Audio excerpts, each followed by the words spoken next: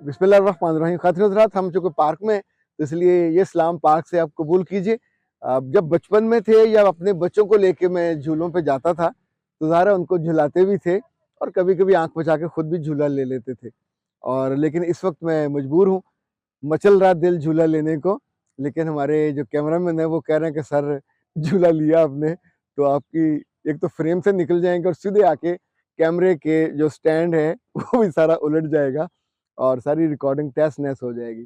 तो अगले चंद मिनट मुझे आप सोचिए, आप मेरी कमिटमेंट का लेवल देखिए कि मैं इस वक़्त कितने औखा बैठा हूँ और उस पोज़ में हूँ जहाँ मुझे झूला झुलाना चाहिए, पर मैं आपसे बात कर रहा हूँ।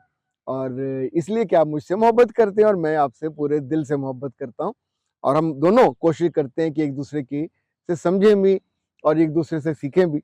मैमूना बतूल कहती हैं कि सर बदतमीज़ नंदों का क्या करें? उनका ये कहना है, दलील है उनकी कि ना सारी बंदा खिदमत करता रहे, इनसे भलाई करता रहे, मगर ये एक बोल से, एक जुमले से और ज़ाहिर है वो जुमला ऐसा होता है जो वखी से बोला जाता है, तकलीफ़देह होता है, उससे सारे पे पानी फेर देते हैं। तो बदतमीज़ नंदों से कैसे गुज़ारा किया जाए?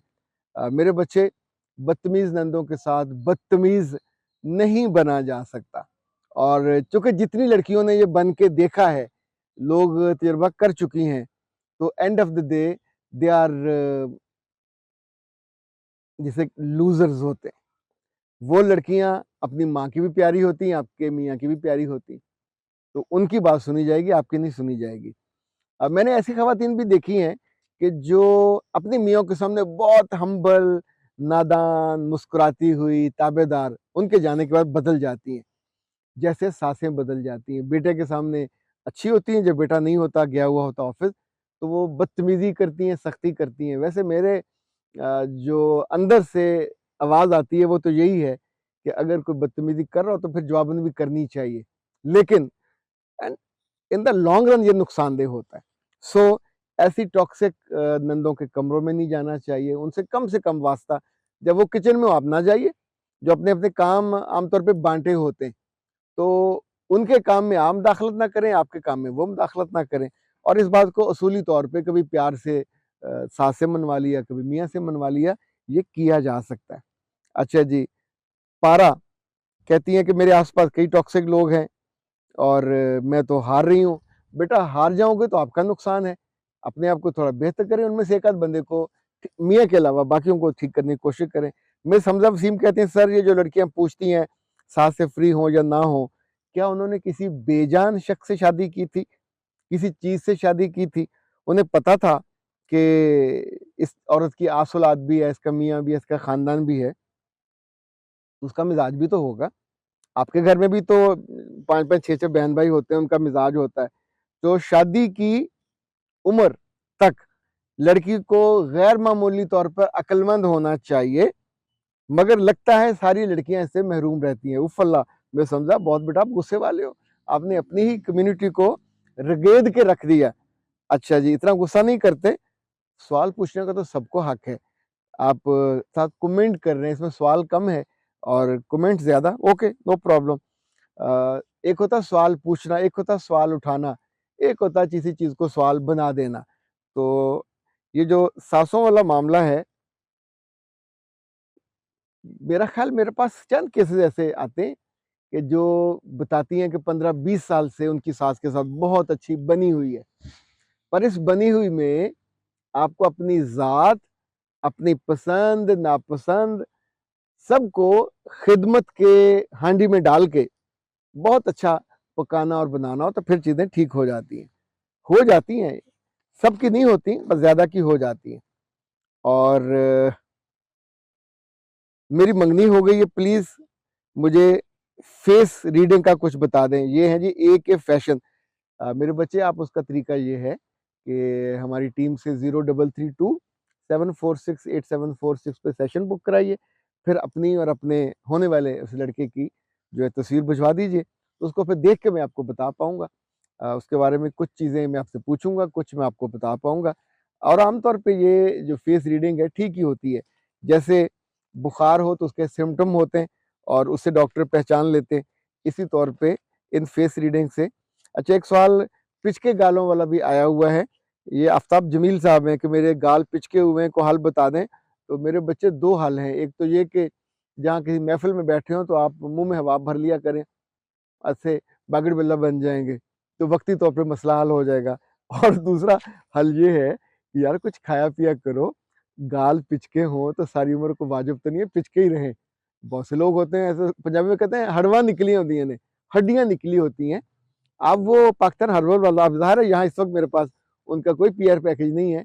उन्होंने कुछ बनाया था वज़न बढ़ाने के लिए, उसका नाम था वेट गेनर, वो मंगवा लीजिए। डॉक्टर नौशीन ने बहुत उम्दा चीज़ बनाई है। 0300 041 9942, उसके साथ पूरा जो है आपका डाइट प्लान भी है, और उसको नाश्ते में आपने लेना है, रात को लेना है दूध के साथ। और मेरा ख़्याल है 2-3 माह के अंदर आपके जो है ना चिब पड़े हुए और पिचके हुए, ये सारे ठीक हो जाएँगे इंशाअल्लाह। और फिर आप मुझे दुआएँ दीजिएगा, इंशाअल्लाह फिर आपकी शादी-वादी भी जल्दी हो जाएगी। अच्छा, वो सारे लड़के और लड़कियाँ जिनके गालों, ये सिर्फ़ गाल नहीं पिचके होते, उनके बाजू भी पतले-दुबले होते हैं, और कभी वो कपड़े बदलते अपने आप को देखें, तो ऐसे लगता है कि जैसे वो हैंगर पे नहीं कपड़ा लटकाया हुआ हो। तो आपका जिस्म, लड़कियों का भी लड़कों का भी, चलें बहुत भारी ना लेकिन माकूल तो होना चाहिए। ओवरवेट हो जाएँगे तो आपके गोडे-गिट्टे तंग होते हैं, लेकिन जब आप अंडरवेट होते हैं तो फिर आप बहुत सारी बीमारियों को बहुत अच्छी तरह से दावत देते हैं। यानी आप हॉस्पिटैलिटी की दुनिया में नहीं होते, अच्छे मेज़बान भी नहीं होते, पर आपका जिस्म जो है वो हर राह चलती बीमारी का बहुत उम्दा मस्कन बन जाता है। ये ऐसे समझें जैसे उजाड़ घर हो, उजाड़ कमरा हो, तो राह चलती को आती-जाती बलाएँ आके ठहर जाती हैं। तो ऐसे ये जो चिब्बे-खिड़िब्बे मुँह होते हैं, पतले-दुबले, और इनके अंदर जो रेज़िस्टेंस है बीमारियों के खिलाफ, वो कम होती है। अभी देखिए, ये मज़बूत है, तो मैं जब झूला लूँगा तो गिरूँगा नहीं। तो जब हड्ड-पैर मज़बूत होते हैं और आपका वजूद ठीक होता है, तो फिर आप बीमारियों के सामने गिरते नहीं हैं, बल्कि बीमारियाँ आपको देख के, मुस्कुरा के पास से गुज़र जाती हैं कि बीबा तेरे ते साडा वार नहीं जे चलना, बीबा पंजाबी में कहते हैं। और मुमकिन है आप मुझसे कहें कि जी बीमारी जो है पंजाबी क्यों बोलती है? तो मैंने कहा है, मुमकिन है अंग्रेज़ी में कहती हो, "oh baby, you are impossible, it's not possible, I am not attacking you." इस तरह की भी कह सकती है, फ्रेंच में भी कह सकती है। पर मुस्कुराते हुए पास से गुजरेगी, यानी आसपास वाले जो कमज़ोर लेवल के लोग हैं वो बीमार हो जाएँगे, पर आप बच जाओगे।